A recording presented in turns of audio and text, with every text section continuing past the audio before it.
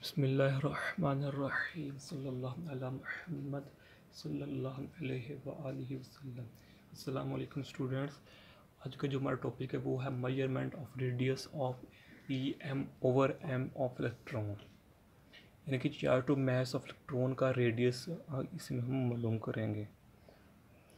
तो पिछले वीडियो में हमने तो इसकी इक्वेशन थी ई और एम की, वो फाइंड कर ली थी, जो कि हमारे पास थी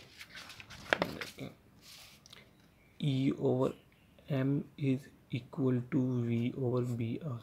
ये हमने पीछे आर मालूम कर ली थी।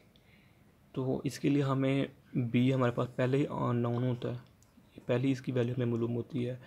तो इसके लिए वेलोसिटी और आर की हमें वैल्यू की ज़रूरत पड़ती है। तो इस टॉपिक में हमने ये रेडियस आर की वैल्यू मालूम करेंगे, क्योंकि हम आर की वैल्यू कैसे मालूम कर सकते हैं। ठीक है, तो ये हमारे पास सर्कल है, तो हमारे पास ये बीम है किसकी, इलेक्ट्रॉन्स की, या लाइन ऑफ इलेक्ट्रॉन्स है, बीम ऑफ इलेक्ट्रॉन्स है, यानी 4 पार्टिकल होते हैं ये। जब ये हमारे पास इंटर होंगे किसमें, मैग्नेटिक फील्ड में, हमारे पास असल में हमारे पास ये इधर ये मैग्नेटिक फील्ड है इनटू द पेज। ओके, तो जब इसमें से 4 पार्टिकल इंटर होंगे तो वो सर्कल की शेप बना लेंगे। ओके, सो इसको रेडियस फाइंड करने के लिए हमें क्या करना चाहिए कि take a tube which containing hydrogen gas at low pressure.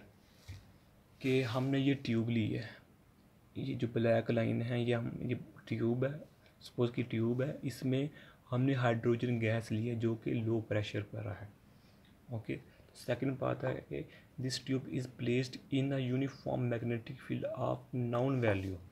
कि जो ये ट्यूब है ये हमने जो ये इनटू द पेज हमने मैग्नेटिक फील्ड अप्लाई किया हुआ है, इसमें रखी हुई है।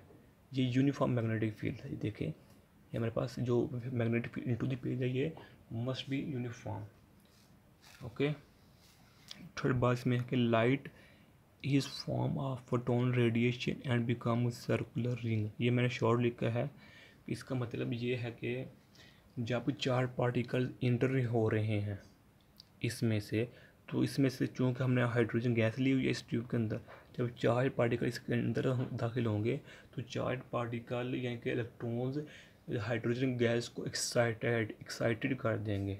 एक्साइटेड करने का मतलब क्या है कि उनकी वैल्यू को, उनकी जो चार्ज वैल्यू का हाइड्रोजन पार्टिकल्स को बढ़ा देंगी।